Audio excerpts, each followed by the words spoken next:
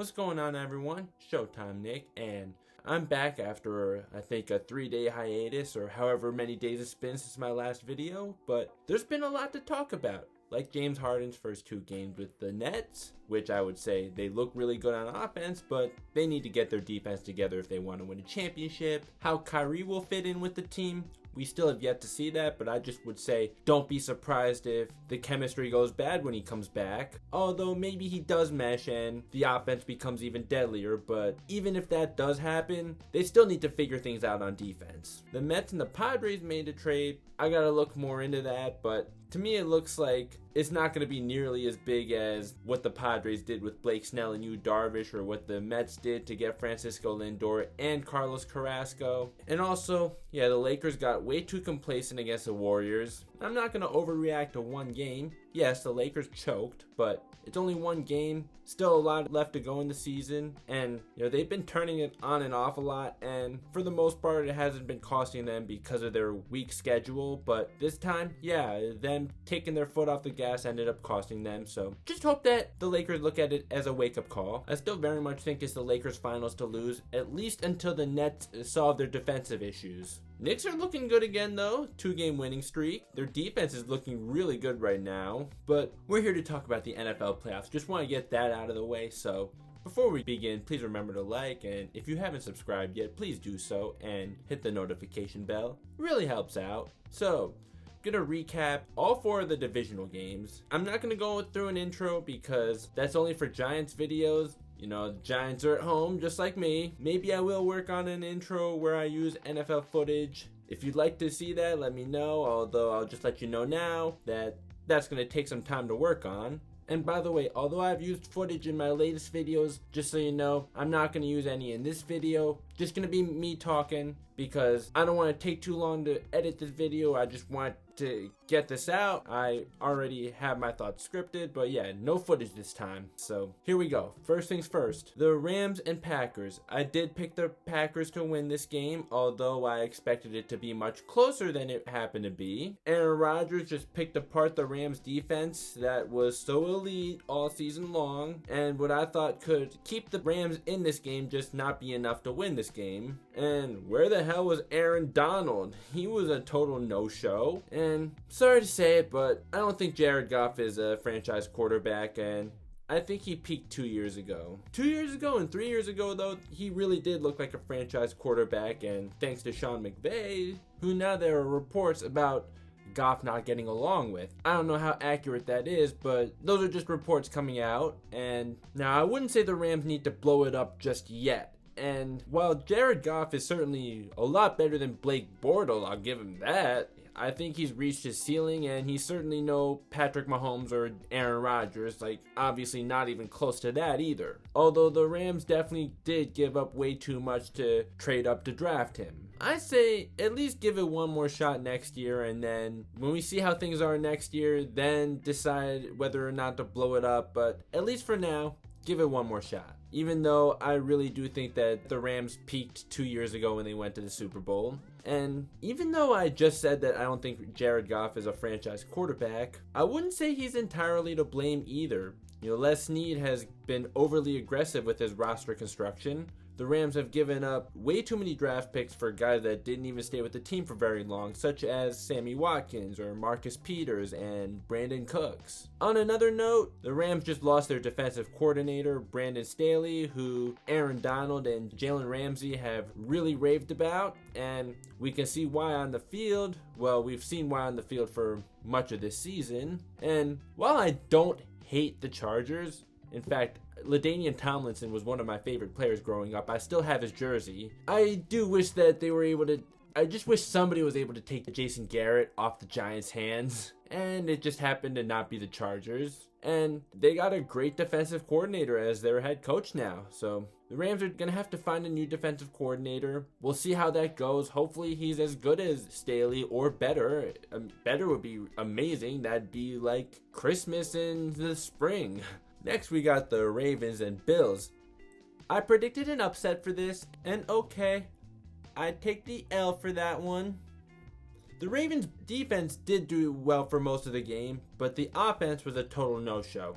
The defense was the main reason why I expected the Ravens to win, and okay, at least the Ravens defense didn't disappoint, at least for most of the game. Just the offense, yeah, that was a total disaster, but credit to the Bills though for how great their defense was. And the Bills played a lot of zone in the first half, a lot more than they would do in the regular season, as Microphone, or who you may know as the Flight Mike, said in his video. Throughout the first quarter, the Bills didn't run the ball even once, and for the whole game, only 16 times as opposed to the Ravens 32 times. We can tell from looking at the score that it was a defensive battle, and it could have easily have been Josh Allen that threw that pick six, and it happened to be Lamar Jackson. It wasn't like Lamar Jackson made a horrible throw though. Taron Johnson just made a great play on the ball. You know who you could really put a lot of the blame on for this one? Justin Tucker, who missed 2 field goals.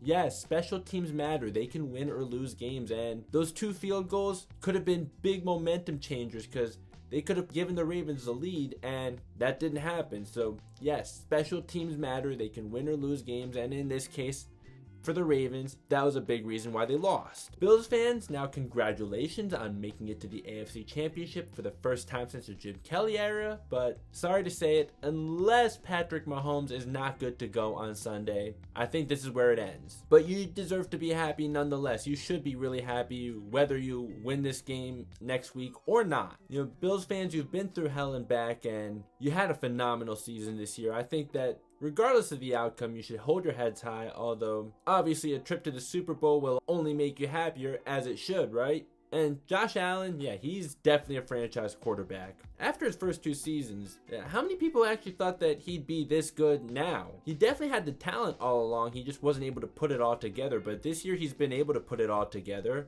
And major props to Brian Daboll for Josh Allen's development this year and for what the Bills have been able to do on offense all season long. So now on to the Chiefs-Browns game, and I gotta say, Browns fans, even though you didn't get the storybook ending you would have liked, it was a great season nonetheless, right? You finally won a playoff game. Or actually, you finally made it to the playoffs for the first time since 2002. And you finally got a playoff win for the first time since, I think, 1999. Although that play where Rashard Higgins fumbled the ball at the 1-yard line and went out of bounds in the end zone, I definitely don't blame Browns fans for being upset about that. The refs missed a very clear helmet-to-helmet hit, although the ref that was standing there when the play happened, he had a bad angle, so I could understand why he would miss that, but he definitely missed that for sure. And also, I think that that's a terrible rule, that's a touchback, and that had to be Chiefs ball. The Browns should have just had the ball at the 1-yard line. I mean, well, the rule is the rule, so yes, the refs made the right call by making it a touchback. Just, I think that that's a terrible rule. And also, yeah, they did definitely miss a helmet-to-helmet call, so I hope going forward the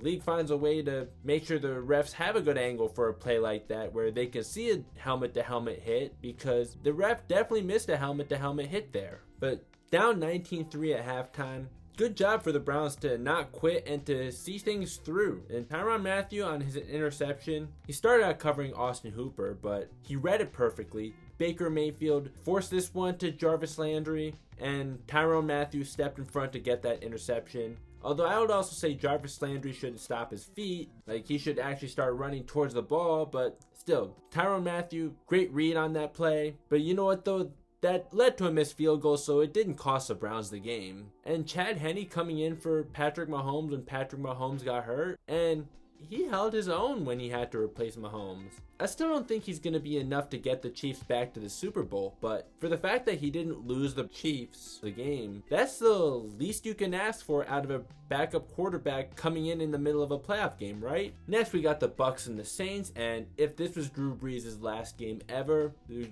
great career. We'll see you in Canton when you're eligible to be in the Hall of Fame. And I think this probably should be his last game. I think his age has showed all season long, and it certainly did in this game when he threw 3 interceptions. And this was also another game that I predicted incorrectly, by the way. One of those interceptions, though, was that supposed to be Alvin Kamara's route, though? Because if Kamara was supposed to run a go route on that play, then yeah, Drew Brees threw that way short. But still, it was a great read by Devin White, nonetheless. And Todd Bowles also deserves a lot of credit for how he game planned and put his players in position to succeed. Now, I was actually planning to make a Jameis Winston deserves a chance video. I just never got around to it, so I'll just put that into this one because he did throw a touchdown pass and it was a really well designed trick play. But now, because we're on the topic of Jameis Winston, 33 touchdowns and over 5,000 yards last year, and he becomes a backup this year. And yes, I know, also 30 interceptions and a low completion percentage, but we also have to look at the bigger picture here. He did it without a running game and with no offensive line, and he had to force a lot of throws. Now, yes, he does have a tendency to make some really ill-advised throws, but most quarterbacks don't have nearly the arm that he has. So,